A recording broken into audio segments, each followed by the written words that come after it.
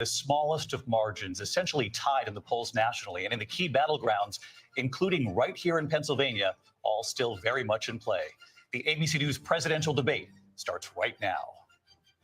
This is an ABC News special, the most consequential moment of this campaign. Kamala Harris. Together, we will chart a new way forward. Donald Trump. We will soon be a great nation again. Face to face, historic. The ABC News presidential debate. Here now, David Muir and Lindsay Davis. Good evening, I'm David Muir, and thank you for joining us for tonight's ABC News presidential debate. We want to welcome viewers watching on ABC and around the world tonight. Vice President Kamala Harris and President Donald Trump are just moments away from taking the stage in this unprecedented race for president. And I'm Lindsay Davis. Tonight's meeting could be the most consequential event of their campaigns, with Election Day now less than 2 months away. For Vice President Kamala Harris, this is her first debate since President Biden withdrew from the race on July 21st. Of course, that decision followed his debate against President Donald Trump in June. Since then, this race has taken on an entirely new dynamic. And that brings us to the rules of tonight's debate. 90 minutes with 2 commercial breaks. No topics or questions have been shared with the campaigns. The candidates will have 2 minutes to answer questions, and this is the clock. That's what they'll be seeing. 2 minutes for rebuttals and 1 minute for follow-ups, clarifications, or responses. Their microphones will only be turned on when it's their turn to speak. No pre-written notes allowed.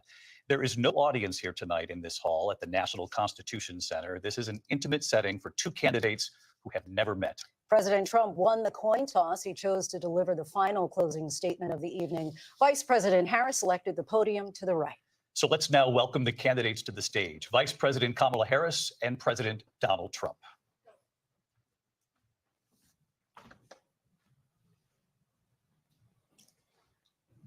Kamala Harris. Let's have a good debate. Have fun. Thank you. Welcome to you both. It's wonderful to have you. It's an honor to have you both here tonight. Good evening. We are looking forward to a spirited and thoughtful debate. So let's get started. I want to begin tonight with the issue that voters repeatedly say is their #1 issue, and that is the economy and the cost of living in this country. Vice President Harris, you and President Trump were elected 4 years ago, and your opponent on the stage here tonight often asks his supporters, are you better off than you were 4 years ago? When it comes to the economy, do you believe Americans are better off than they were 4 years ago? So I was raised as a middle-class kid, and I am actually the only person on this stage who has a plan that is about lifting up the middle class and working people of America. I believe in the ambition, the aspirations, the dreams of the American people. And that is why I imagine and have actually a plan to build what I call an opportunity economy. Because here's the thing. We know that we have a shortage of homes and housing, and the cost of housing is too expensive for far too many people. We know that young families need support to raise their children, and I intend on extending a tax cut for those families of $6,000, which is the largest child tax credit that we have given in a long time, so that those young families can afford to buy a crib, buy a car seat, buy clothes for their children.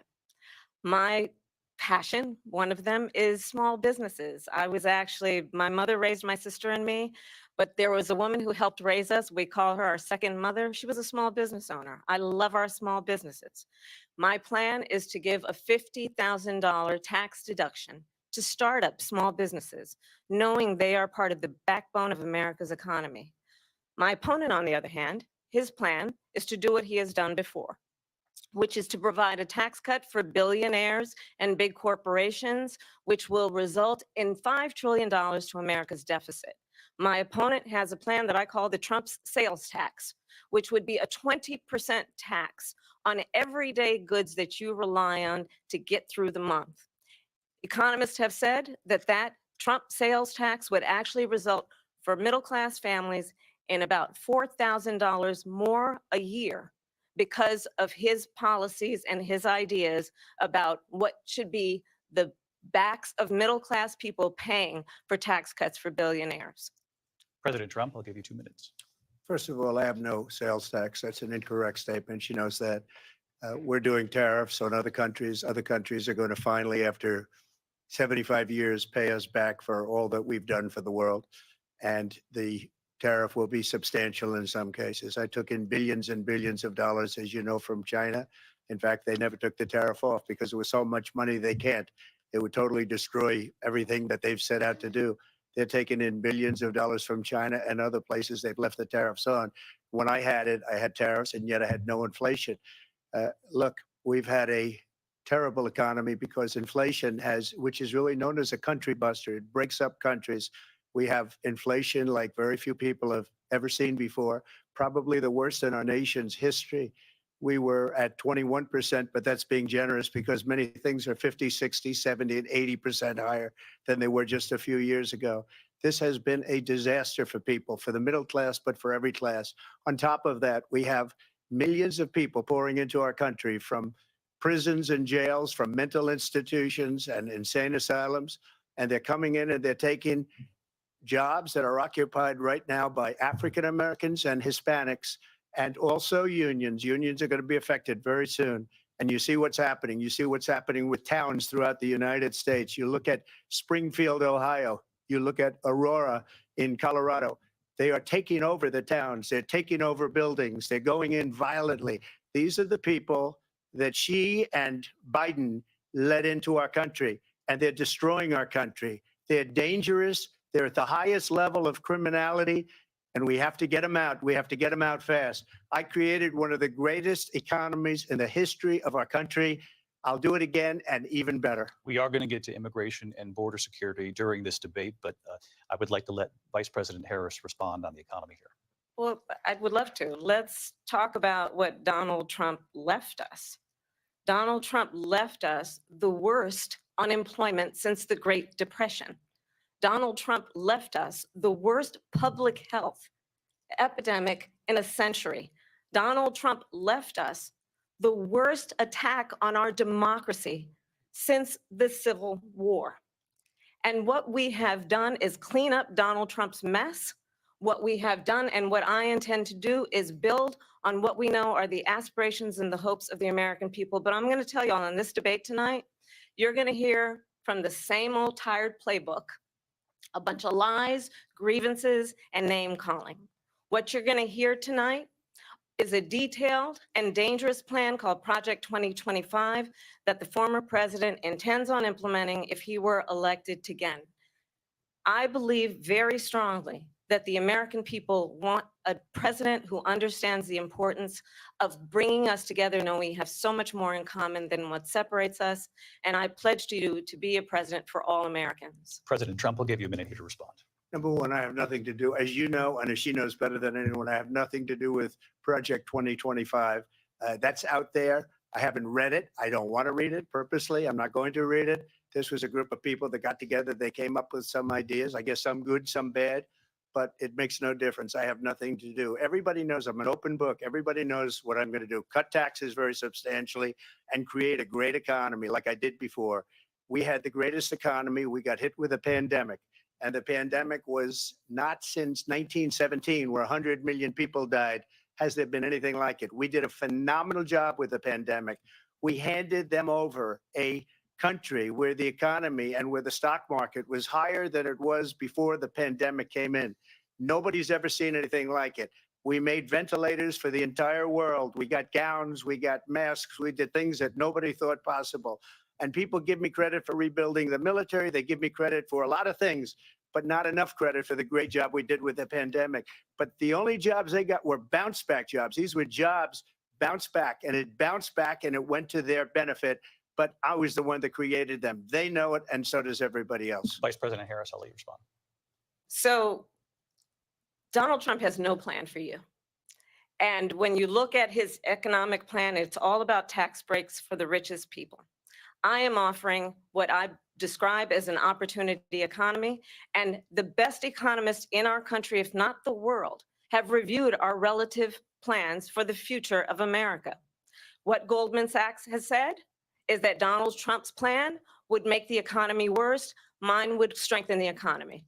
What the Wharton School has said is Donald Trump's plan would actually explode the deficit. 16 Nobel laureates have described his economic plan as something that would increase inflation and by the middle of next year would invite a recession. You just have to look at where we are and where we stand on the issues. And I'd invite you to know that Donald Trump actually has no plan for you because he is more interested in defending himself than he is in looking out for you. Started exercising and quit after 3 days? I have too. But then I found this app. In this app, a personalized plan of short chair workouts. I went to the Wharton School of Finance, and many of those professors, the top professors, think my plan is a brilliant plan. It's a great plan. It's a plan that's going to bring up our worth, our value as a country. It's going to make people want to be able to go and work and create jobs and create a lot of good, solid money for our country. And just to finish off, she doesn't have a plan. She copied Biden's plan, and it's like 4 sentences, like run, spot, run. 4 sentences that are just, oh, we'll try and lower taxes. She doesn't have a plan. Take a look at her plan. She doesn't have a plan. Mr. President, I do want to drill down on something you both brought up. The Vice President brought up your tariffs. You responded, and let's drill down on this because your plan is what she calls is essentially a national sales tax. Your proposal calls for tariffs, as you pointed out here, on foreign imports across the board. You recently said that you might double your plan, imposing tariffs up to 20% on goods coming into this country. As you know, many economists say that with tariffs at that level, costs are then passed on to the consumer. Vice President Harris has argued it'll mean higher prices on gas, food, clothing, medication, arguing it costs the typical family nearly $4,000 a year. Do you believe Americans can afford higher prices because of tariffs? They're not going to have higher prices. What's going to have and who's going to have higher prices is China and all of the countries that have been ripping us off for years. I was the only president ever. China was paying us hundreds of billions of dollars, and so were other countries. And, you know, if she doesn't like them, they should have gone out and they should have immediately cut the tariffs. But those tariffs are there 3.5 years now under their administration. We are going to take in billions of dollars, hundreds of billions of dollars. I had no inflation, virtually no inflation. They had the highest inflation perhaps in the history of our country because I've never seen a worse period of time. People can't go out and buy cereal or bacon or eggs or anything else. The people of our country are absolutely dying with what they've done. They've destroyed the economy. And all you have to do is look at a poll. The polls say 80 and 85 and even 90% that the Trump economy was great, that their economy was terrible. Vice President Harris, I do want to ask for your response. And you heard what the president said there, because the Biden administration did keep a number of the Trump tariffs in place. So how do you respond? Well, let's be clear that the Trump administration resulted in a trade deficit, one of the highest we've ever seen in the history of America. He invited trade wars. You want to talk about his deal with China? What he ended up doing is under Donald Trump's presidency, he ended up selling American chips to China to help them improve and modernize their military, basically sold us out, when a policy about China should be in making sure the United States of America wins the competition for the 21st century, which means focusing on the details of what that requires, focusing on relationships with our allies, focusing on investing in American-based technology so that we win the race on AI, on quantum computing, focusing on what we need to do to support America's workforce so that we don't end up having on the short end of the stick in terms of workers' rights.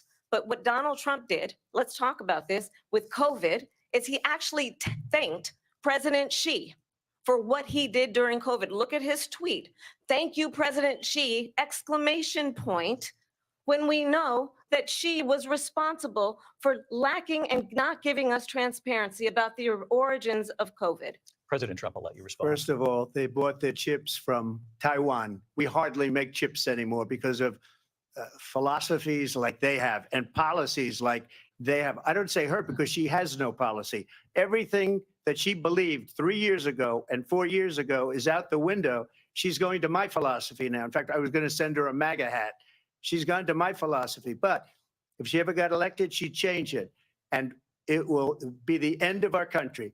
She's a Marxist. Everybody knows she's a Marxist. Her father's a Marxist professor in economics, and he taught her well. But when you look at what she's done to our country, and when you look at these millions and millions of people that are pouring into our country monthly, where it's, I believe, 21 million people, not the 15 that people say, and I think it's a lot higher than the 21. That's bigger than New York State pouring in. And just look at what they're doing to our country. They're criminals. Many of these people coming in are criminals. And that's bad for our economy, too. You know, you mentioned before, we'll talk about immigration later. Well, bad immigration is the worst thing that can happen to our economy. They have, and she has, destroyed our country with policy that's insane. Almost policy that you'd say they have to hate our country. President Trump, thank you. Lindsay? I want to turn to the issue of abortion. President Trump, you've often touted that you were able to kill Roe v. Wade. Last year, you said that you were proud to be the most pro-life president in American history. Then last month, you said that your administration would be great for women and their reproductive rights. In your home state of Florida, you surprised many with regard to your 6-week abortion ban, because you initially had said that it was too short. And you said, quote, I'm going to be voting that we need more than 6 weeks. But then the very next day, you reversed course and said you would vote to support the 6-week ban. Vice President Harris says that women shouldn't trust you on the issue of abortion because you've changed your position so many times. Therefore, why should they trust you? Well, the reason I'm doing that vote is because the plan is, as you know, the vote is, they have abortion in the 9th month. They even have, and you can look at the governor of West Virginia, the previous governor of West Virginia, not the current governor, who's doing an excellent job, but the governor before, he said the baby will be born and we will decide what to do with the baby. In other words, we'll execute the baby. And that's why I did that, because that predominates, because they're radical. The Democrats are radical in that. And her vice presidential pick, which I think was a horrible pick, by the way, for our country, because he is really out of it. But her vice presidential pick says abortion in the 9th month is absolutely fine. He also says execution after birth. It's execution, no longer abortion, because the baby is born, is okay. And that's not okay with me, hence the vote. But what I did is something for 52 years, they've been trying to get Roe v. Wade into the states. And through the genius and heart and strength of 6 Supreme Court justices, we were able to do that. Now, I believe in the exceptions for rape, incest, and life of the mother. I believe strongly in it. Ronald Reagan did also. 85% of Republicans do. Exceptions, very important. But we were able to get it, and now states are voting on it. And for the first time, you're going to see, look, this is an issue that's torn our country apart for 52 years. Every legal scholar, every Democrat, every Republican, liberal, conservative, they all wanted this issue to be brought back to the states where the people could vote. And that's what happened. Now, Ohio, the vote was somewhat liberal. Kansas, the vote was somewhat liberal, much more liberal than people would have thought. But each individual state is voting. It's the vote of the people now. It's not tied up in the federal government. I did a great service in doing it. It took courage to do it. And the Supreme Court had great courage in doing it. And I give tremendous credit to those 6 justices. There is no state in this country where it is legal to kill a baby after it's born. Madam Vice President, I want to get your response to President Trump. Well, as I said, you're going to hear a bunch of lies, and that's not actually a surprising fact. Let's understand how we got here. Donald Trump hand-selected 3 members of the United States Supreme Court with the intention that they would undo the protections of Roe v. Wade. And they did exactly as he intended. And now in over 20 states, there are Trump abortion bans, which make it criminal for a doctor or nurse to provide health care. In one state, it provides prison for life. Trump abortion bans that make no exception even for rape and incest, which understand what that means. A survivor of a crime of violation to their body does not have the right to make a decision about what happens to their body next. That is immoral. And one does not have to abandon their faith or deeply held beliefs to agree. The government, and Donald Trump certainly, should not be telling a woman what to do with her body. I have talked with women around our country. You want to talk about this is what people wanted? Pregnant women who want to carry a pregnancy to term, suffering from a miscarriage, being denied care in an emergency room because the healthcare providers are afraid they might go to jail, and she's bleeding out in a car in the parking lot. She didn't want that. Her husband didn't want that. A 12 or 13-year-old survivor of incest being forced to carry a pregnancy to term. They don't want that. And I pledge to you, when Congress passes a bill to put back in place the protections of Roe v. Wade, as President of the United States, I will proudly sign it into law. But understand, if Donald Trump were to be reelected, he will sign a national abortion ban. Understand, in his Project 2025, there would be a national abortion, a monitor that would be monitoring your pregnancies, your miscarriages.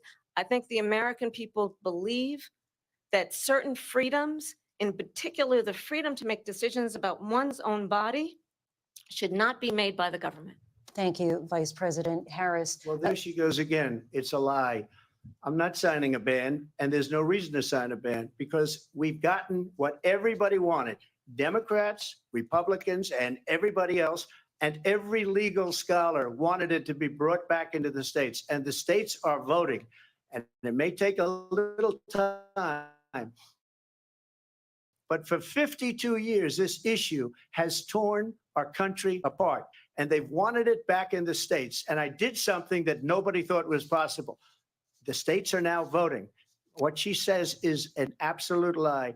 And as far as the abortion ban, no, I'm not in favor of abortion ban, but it doesn't matter because this issue has now been taken over by the states. Would you veto a national abortion ban if it came Well, to I your won't desk? have to because, again, two things. Number one, she said she'll go back to Congress. She'll never get the vote. It's impossible for her to get the vote, especially now with the 50-50, essentially 50-50 in both Senate and the House.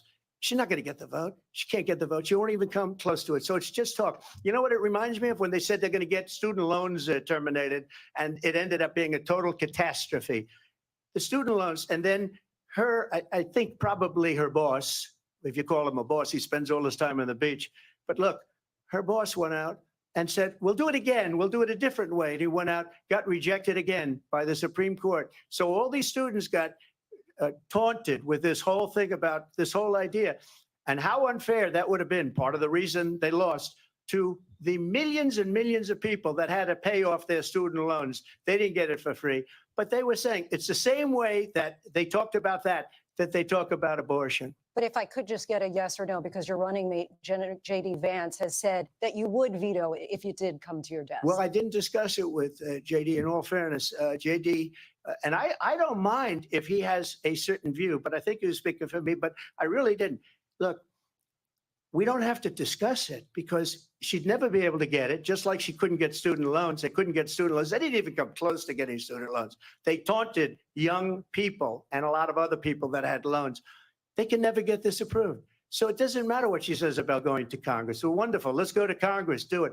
But the fact is that for years, they wanted to get it out of Congress and out of the federal government. And we did something that everybody said couldn't be done. And now you have a vote of the people on abortion. Vice President Harris, I want to give you your time to respond, but I do want to ask, would you support any restrictions on a woman's right to an abortion? I absolutely support reinstating the protections of Roe v. Wade. And as you rightly mentioned, nowhere in America is a woman carrying a pregnancy to term and asking for an abortion. That is not happening. It's insulting to the women of America. And understand what has been happening under Donald Trump's abortion bans. Couples who pray and dream of having a family are being denied IVF treatments. What is happening in our country? Working people, working women who are working 1 or 2 jobs, who can barely afford childcare as it is, have to travel to another state to get on a plane sitting next to strangers to go and get the health care she needs, barely can afford to do it. And what you are putting her through is unconscionable. And the people of America have not, the majority of Americans believe in a woman's right to make decisions about her own body. And that is why in every state where this issue has been on the ballot, in red and blue states both, the people of America have voted for freedom. Vice President Harris, Excuse me, I thank have you. to respond. Another lie. It's another lie. I have been a leader on IVF, which is fertilization. The IVF, I have been a leader. In fact, when they got a very negative decision on IVF from the Alabama courts, I saw the people of Alabama and the legislature 2 days later voted it in. I've been a leader on it. They know that, and everybody else knows it. I have been a leader on fertilization, IVF. And the other thing, you should ask, will she allow abortion in the 8th month, 9th month, 7th month? Come on. Okay, would you do that? Why don't you ask her that question? Why don't you answer That's the problem. question? Would you Because veto? under Roe v. Answer Wade, the question. Would you veto? you could do abortions in the 7th month, the 8th month, the 9th That's month, not true. and probably after birth. Just look at the governor, former governor of Virginia. The governor of Virginia said, we put the baby aside and then we determine what we want to do with the baby. President Trump, thank you. We're going to turn now to immigration and border security. We know it's an issue that's important to Republicans, Democrats, voters across the board in this country. Vice President Harris, you were tasked by President Biden with getting to the root causes of migration from Central America. We know that illegal border crossings reached a record high in the Biden administration. This past June, President Biden imposed tough new asylum restrictions. We know the numbers since then have dropped significantly. But my question to you tonight is, why did the administration wait until 6 months before the election to act? And would you have done anything differently from President Biden on this? So I'm the only person on this stage who has prosecuted transnational criminal organizations for the trafficking of guns, drugs, and human beings. And let me say that the United States Congress, including some of the most conservative members of the United States Senate, came up with a border security bill, which I supported. And that bill would have put 1,500 more border agents on the border to help those folks who are working there right now overtime, trying to do their job. It would have allowed us to stem the flow of fentanyl coming into the United States. I know there are so many families watching tonight who have been personally affected by the surge of fentanyl in our country. That bill would have put more resources to allow us to prosecute transnational criminal organizations for trafficking in guns, drugs, and human beings. But you know what happened to that bill? Donald Trump got on the phone, called up some folks in Congress and said, kill the bill. And you know why? Because he'd prefer to run on a problem instead of fixing a problem. And understand, this comes at a time where the people of our country actually need a leader who engages in solutions, who actually addresses the problems at hand. But what we have in the former president is someone who would prefer to run on a problem instead of fixing a problem. And I'll tell you something, he's going to talk about immigration a lot tonight, even when it's not the subject that is being raised. And I'm going to actually do something really unusual, and I'm going to invite you to attend one of Donald Trump's rallies, because it's a really interesting thing to watch. You will see during the course of his rallies, he talks about fictional characters like Hannibal Lecter. He will talk about windmills cause cancer. And what you will also notice is that people start leaving his rallies early out of exhaustion and boredom. And I will tell you, the one thing you will not hear him talk about is you. You will not hear him talk about your needs, your dreams, and your desires. And I'll tell you, I believe you deserve a president who actually puts you first. And I pledge to you that I will. Vice President Harris, thank you. President Trump, on that point, I want to get your response. Well, I would like to respond. Let me just ask, though, why did you try to kill that bill, and successfully so? That would have put thousands of additional agents and officers on the border. First, let me respond as to the Please. rallies. She said people start leaving. People don't go to her rallies. There's no reason to go. And the people that do go, she's bussing them in and paying them to be there, and then showing them in a different light. So she can't talk about that. People don't leave my rallies. We have the biggest rallies, the most incredible rallies in the history of politics. That's because people want to take their country back. Our country is being lost. We're a failing nation. And it happened 3.5 years ago. And what's going on here, you're going to end up in World War III, just to go into another subject. What they have done to our country by allowing these millions and millions of people to come into our country, and look at what's happening to the towns all over the United States. And a lot of towns don't want to talk. It's not going to be Aurora or Springfield.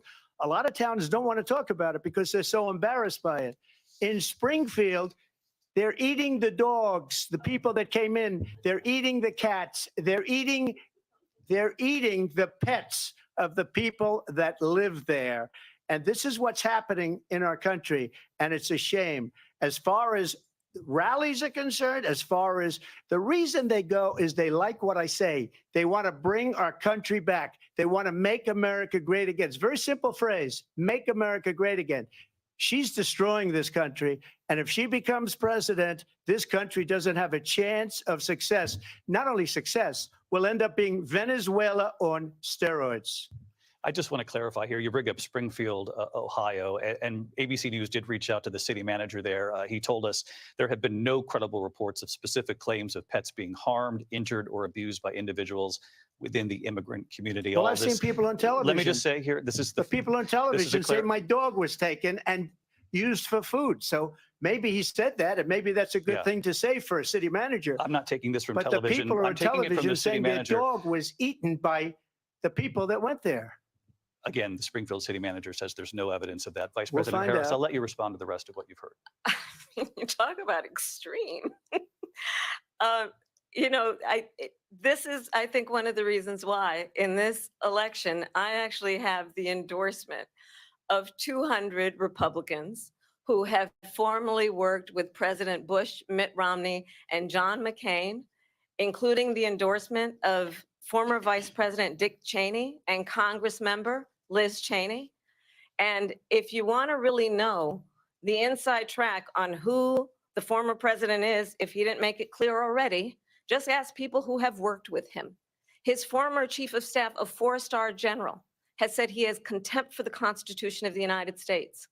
His former national security advisor has said he is dangerous and unfit. His former Secretary of Defense has said the nation, the republic, would never survive another Trump term. And when we listen to this kind of rhetoric, when the issues that affect the American people are not being addressed, I think the choice is clear in this election. President Trump, I'll give you a quick minute to respond Yeah. here. Thank you. Because when I hear that, see, I'm a different kind of a person. I fired most of those people. Not so graciously. They did bad things or a bad job. I fired them. They never fired one person. They didn't fire anybody having to do with Afghanistan and the Taliban and the 13 people who's were just killed, viciously and violently killed. And I got to know the parents and the family. They didn't fire. They should have fired all those generals, all those top people, because that was one of the most incompetently handled situations anybody has ever seen. So when somebody does a bad job, I fire him. And you take a guy like Esper, he was no good, I fired him. So he writes a book. Another one writes a book, because with me, they can write books. With nobody else can they? But they have done such a poor job, and they never fire anybody. Look at the economy. Look at the inflation. They didn't fire any of their economists. They have the same people. That's a good way not to have books written about you. But just to finish, I got more votes than any Republican in history by far. In fact, I got more votes than any president, sitting president in history by far. Let me continue on immigration. It was what you wanted to talk about earlier. So let's get back to your deportation proposal that the vice president has reacted to as well. President Trump, you call this the largest domestic deportation operation in the history of our country. You say you would use the National Guard. You say if things get out of control, you'd have no problem using the U.S. With local military. police, yes. You also said you would use local police. How would you deport 11 million undocumented immigrants? I know you believe that number is much higher. Take us through this. What does this look like? Will authorities be going door to door in this country? Yeah, it is much higher because of them. They allowed criminals, many, many millions of criminals. They allowed terrorists. They allowed common street criminals. They allowed people to come in, drug dealers, to come into our country. And they're now in the United States and told by their countries like Venezuela, don't ever come back or we're going to kill you. Do you know that crime in Venezuela and crime in countries all over the world is way down? You know why? Because they've taken their criminals off the street and they've given them to her to put into our country. And this will be one of the greatest mistakes in history for them to allow. And I think they probably did it because they think they're going to get votes, but it's not worth it because they're destroying the fabric of our country by what they've done. There's never been anything done like this at all. They've destroyed the fabric of our country. Millions of people let in, and all over the world, crime is down all over the world except here. Crime here is up and through the roof, despite their fraudulent statements that they made.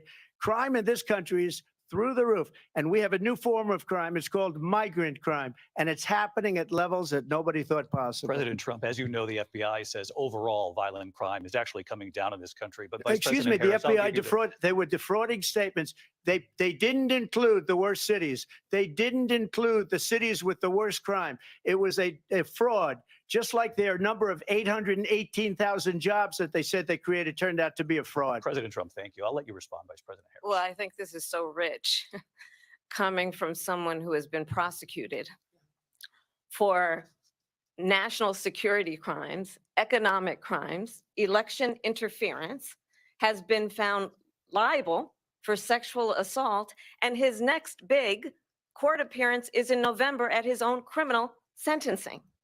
And let's be clear where each person stands on the issue of what is important about respect for the rule of law and respect for law enforcement. The former vice president called for defunding federal law enforcement, 45,000 agents, get this, on the day after he was arraigned on 34 felony counts.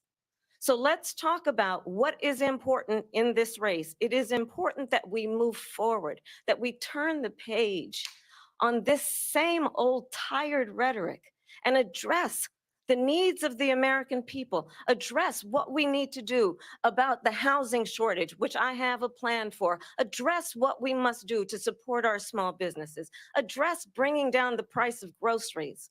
But frankly, the American people are exhausted with this same old tired playbook. Vice President Harris.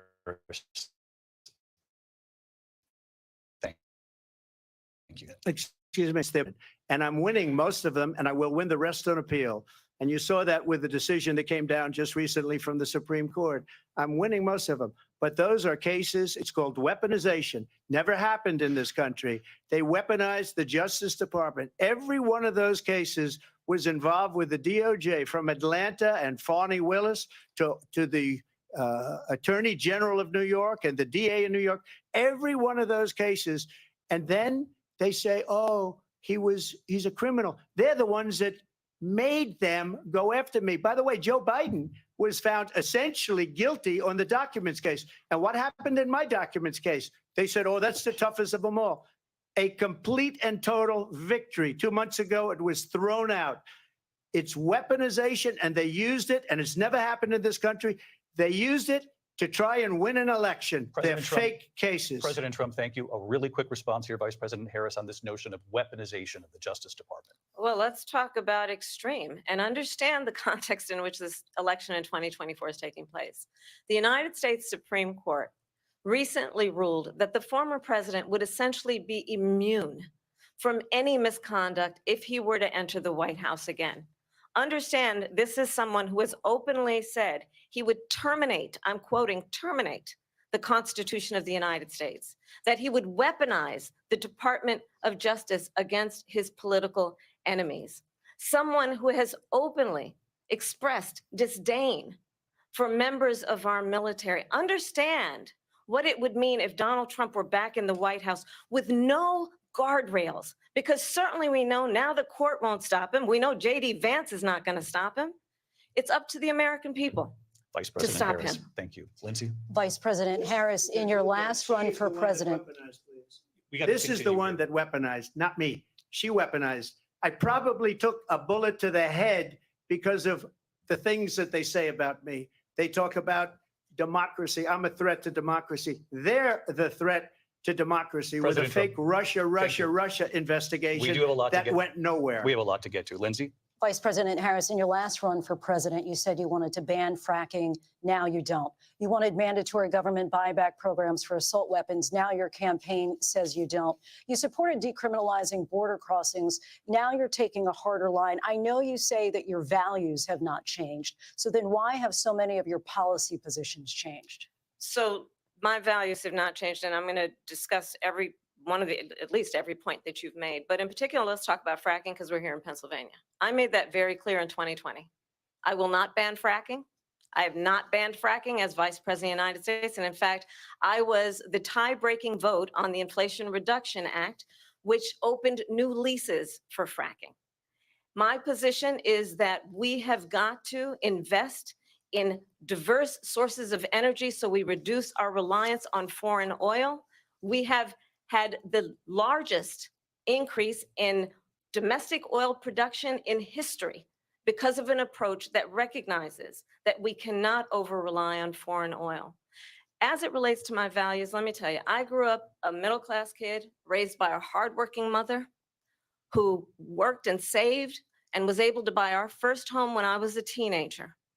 The values I bring to the importance of home ownership, knowing not everybody got handed $400 million on a silver platter and then filed bankruptcy 6 times, is a value that I bring to my work to say we are going to work with the private sector and home builders to increase 3 million homes, increase by 3 million homes by the end of my first term. My work that is related to having a friend when I was in high school who was sexually assaulted by her stepfather. And my focus then on protecting women and children from violent crime is based on a value that is deeply grounded in the importance of standing up for those who are most vulnerable. My work that is about protecting Social Security and Medicare is based on long-standing work that I have done, protecting seniors from scams. My values have not changed. And what is important is that there is a president who actually brings values and a perspective that is about lifting people up and not beating people down and name calling. The true measure of the leader is the leader who actually understands the strength is not in beating people down, it's in lifting people up. I intend to be that president. President Trump, your Well, first of response? all, I wasn't given $400 million. I wish I was. My father was a Brooklyn builder, Brooklyn, Queens, and a great father, and I learned a lot from him. But I was given a fraction of that, a tiny fraction, and I built it into many, many billions of dollars, many, many billions. And when people see it, they are even surprised. So we don't have to talk about that. Fracking, she's been against it for 12 years. Defund the police, she's been against that forever. She gave all that stuff up very wrongly, very horribly, and everybody's laughing at it, okay? They're all laughing at it. She gave up at least 12 and probably 14 or 15 different policies. Like, she was big on defund the police. In Minnesota, she went out, wait a minute, I'm talking now, if you don't mind, please. Does that sound familiar? She went out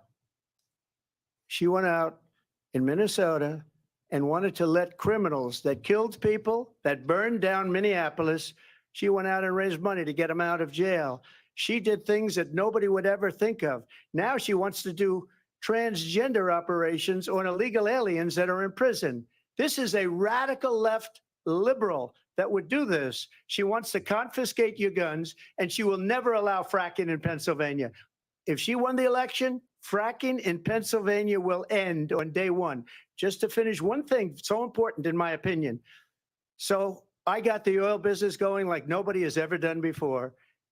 When they took over, they got rid of it, started getting rid of it, and the prices were going up the roof. They immediately let these guys go to where they were. I would have been 5 times, 4 times, 5 times higher, because you're talking about 3.5 years ago.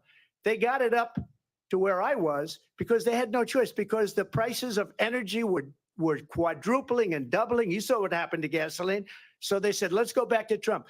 But if she won the election, the day after that election, they'll go back to destroying our country, and oil will be dead. Fossil fuel will be dead. We'll go back to windmills, and we'll go back to solar, where they need a whole desert to get some energy to come out. You ever see a solar plant? By the way, I'm a big fan of solar, but they take 400, 500 acres of desert President soil. Trump, we have a These lot are of not good issues things that we for the have to get environment, to. as We're she out of time. understands. Thank you.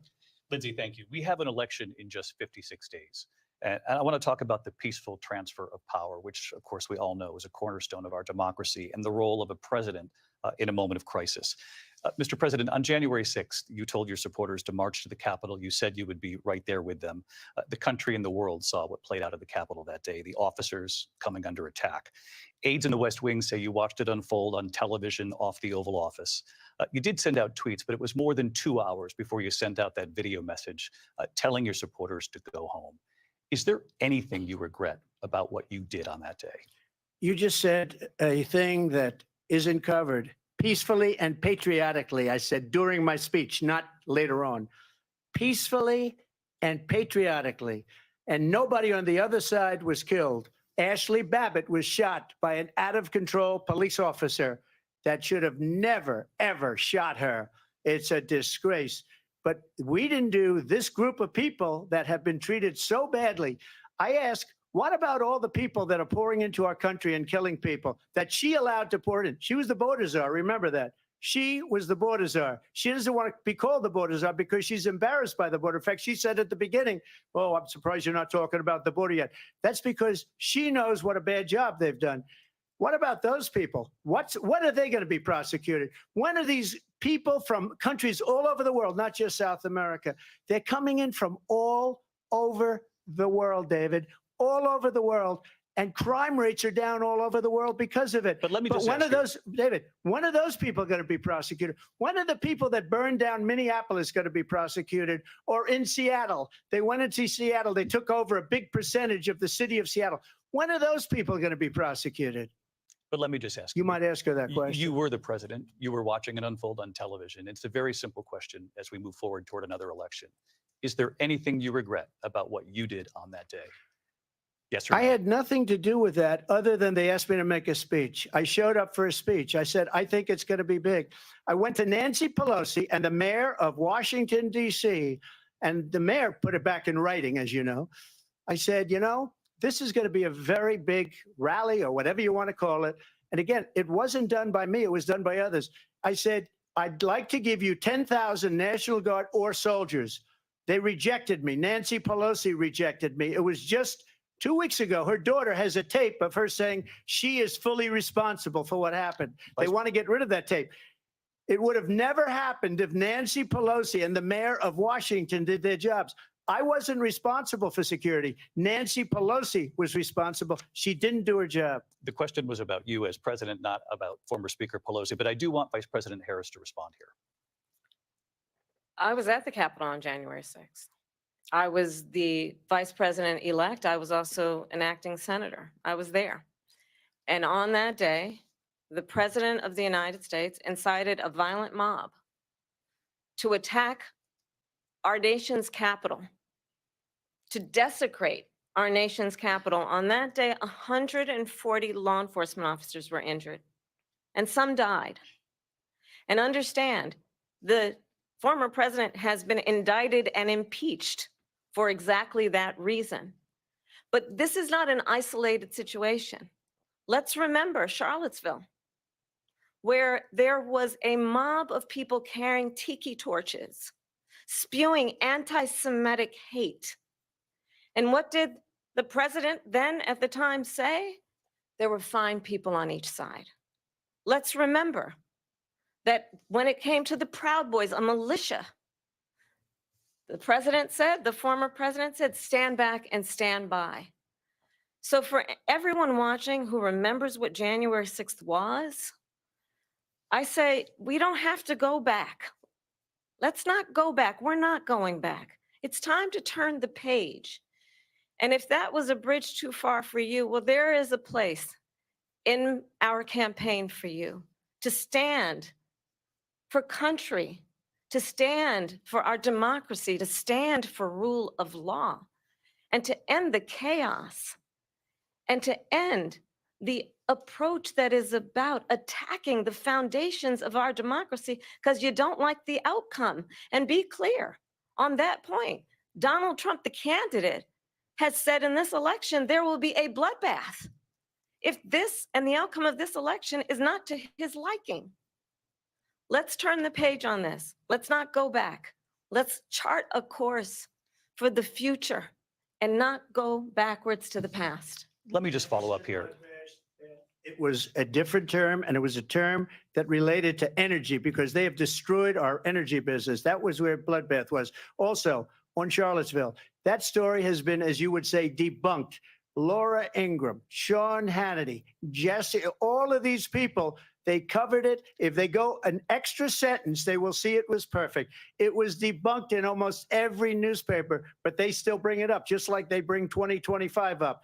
They bring all of this stuff up. I ask you this, you talk about the Capitol. Why are we allowing these millions of people to come through on the southern border? How come she's not doing anything? And I'll tell you what I would do, and I would be very proud to do it. I would say we would both leave this debate right now. I'd like to see her go down to Washington, D.C. during this debate because we're wasting a lot of time. Go down to, because she's been so bad, it's so ridiculous. Go down to Washington, D.C. and let her sign a bill to close up the border because they have the right to do it. They don't need bills. They have the right to do it. The President of the United States, you'll get him out of bed. You'll wake him up at 4 o'clock in the afternoon. Right. You'll say, come on down to the office. Let's sign a bill. If he signs a bill that the border is closed, all he has to do is say it to the Border Patrol, who are phenomenal. If they do that, the border is closed. Mr. Those President, people are killing many people, unlike J6. We talked immigration here tonight. I do want to focus on this next issue to both of you because it really brings us this into focus, truth in these times that we're living in. Mr. President, for 3.5 years after you lost the 2020 election, you repeatedly falsely claimed that you won, many times saying you won in a landslide. In the past couple of weeks leading up to this debate, you have said, quote, you lost by a whisker, that you, quote, didn't quite make it, that you came up a little bit short. I said that? Are you now acknowledging that you lost in 2020? No, I don't acknowledge that at all. But I you said did that say sarcastically. But You know those- that. It was said, oh, we lost by a whisker. That was said sarcastically. Look, there's so much proof. All you have to do is look at it. And they should have sent it back to the legislatures for approval. I got almost 75 million votes, the most votes any sitting president has ever gotten. I was told if I got 63, which was what I got in 2016, you can't be beaten. The election, people should never be thinking about an election as fraudulent. We need two things. We need walls, and we have to have it. We have to have borders, and we have to have good elections. Our elections are bad. And a lot of these illegal immigrants coming in, they're trying to get them to vote. They can't even speak English. They don't even know what country they're in practically. And these people are trying to get them to vote. And that's why they're allowing them to come into our country. I did watch all of these pieces of video. I didn't detect the sarcasm, lost by a whisker. We didn't quite make it. And we should just point out here as clarification, and you know this, you and your allies, 60 cases in front of many judges, many of them No Republican. judge looked at it. And said They said we didn't have standing. Fraud. That's the other thing. They said we didn't have standing, a technicality. Can you imagine a system where a person in an election doesn't have standing? The President of the United States doesn't have standing. That's how we lost. If you look at the facts, and I'd love to have you'll do a special on it. I'll show you Georgia, and I'll show you Wisconsin, and I'll show you Pennsylvania, and I'll show you. We have so many facts and statistics, but you know what? That doesn't matter. Because we have to solve the problem that we have right now. That's old news. And the problem that we have right now is we have a nation in decline, and they have put it into decline. We have a nation that is dying, David. Mr. President, thank you. Vice President Harris, you heard the president there tonight. He said he didn't say that he lost by a whisker. So he still believes he did not lose the election that was won by President Biden and yourself. But I do want to ask you about something that's come up in the last couple of days. This was a post from President Trump about this upcoming election just weeks away. He said, when I win, those people who cheated, and then he lists donors, voters, election officials, he says will be prosecuted to the fullest extent of the law, which will include long-term prison sentences. One of your campaign's top lawyers responded saying, we won't let Donald Trump intimidate us. We won't let him suppress the vote. Is that what you believe he's trying to do here? Donald Trump was fired by 81 million people. So let's be clear about that. And clearly he is having a very difficult time processing that. But we cannot afford to have a president of the United States who attempts, as he did in the past, to upend the will of the voters in a free and fair election. And I'm going to tell you that I have traveled the world as Vice President of the United States, and world leaders are laughing at Donald Trump. I have talked with military leaders, some of whom worked with you, and they say you're a disgrace. And when you then talk in this way in a presidential debate and deny what over and over again are court cases you have lost because you did, in fact, lose that election, it leads one to believe that perhaps we do not have in the candidate to my right the temperament or the ability to not be confused about fact. That's deeply troubling, and the American people deserve better. I'll give you 1 minute to respond, Mr. President. Let me just say about world leaders. Viktor Orban, one of the most respected men, they call him a strong man. He's a tough person, smart. Prime Minister of Hungary. They said, why is the whole world blowing up? 3 years ago, it wasn't. Why is it blowing up? He said, because you need Trump back as president. They were afraid of him. China was afraid, and I don't like to use the word afraid, but I'm just quoting him. China was afraid of him. North Korea was afraid of him. Look at what's going on with North Korea, by the way. He said Russia was afraid of him. I ended the Nord Stream 2 pipeline, and Biden put it back on day one, but he ended the XL pipeline. The XL pipeline in our country, he ended that. But he let the Russians build a pipeline going all over Europe and heading into Germany, the biggest pipeline in the world. Look, Viktor Orban said it. He said the most respected, most feared person is Donald Trump. We had no problems when Trump was president, but when this weak, pathetic man that you saw at a debate just a few months ago, that if he weren't in that debate, he'd be running instead of her. She got no votes. He got 14 million votes. What you did, you talk about a threat to democracy. He got 14 million votes, and they threw him out of office. And you know what? I'll give you a little secret. He hates her. He can't stand her. But he got 14 million votes. They threw him out. She got 0 votes. And when she ran, she was the first one to leave because she failed. And now she's running. I don't understand it, but I'm okay with it because your time is I think up. we're Thank going to you. do very well. We've got a lot more to get to. Turning now Yes. to the Israel-Hamas war and the hostages who are still being held, Americans among them.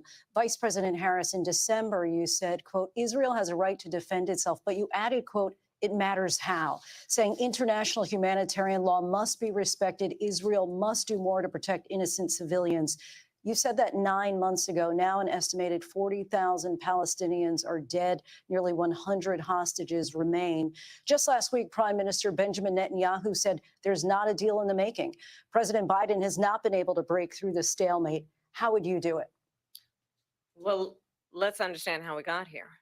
On October 7, Hamas, a terrorist organization, slaughtered 1,200 Israelis. Many of them young people who were simply attending a concert. Women were horribly raped.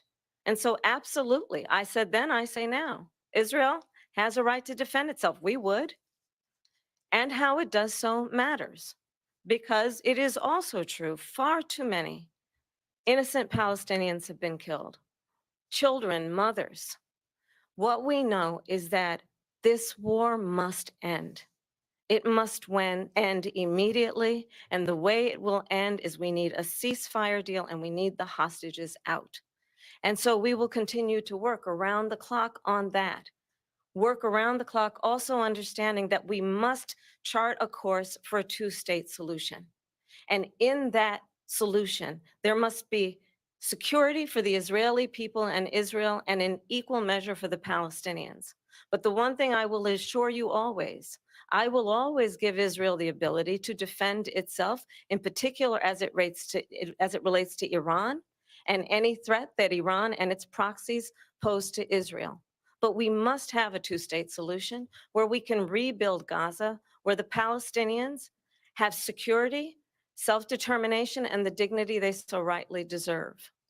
President Trump, how would you negotiate with Netanyahu and also Hamas in order to get the hostages out and prevent the killing of more innocent civilians in Gaza? If I were president, it would have never started.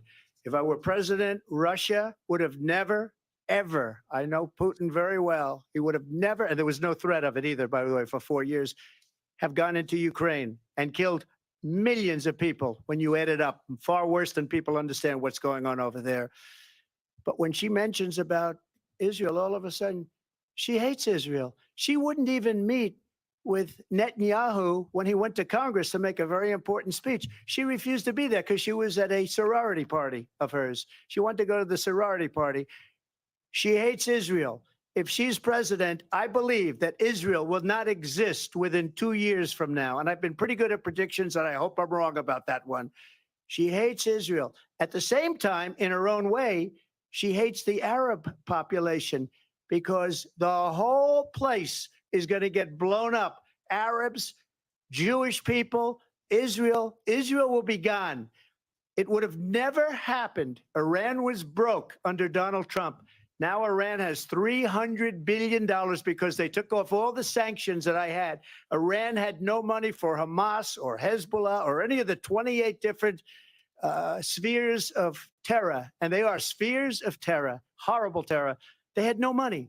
It was a big story, and you know it. You covered it very well, actually. They had no money for terror. They were broke. Now they're a rich nation. And now what they're doing is they're spreading that money around.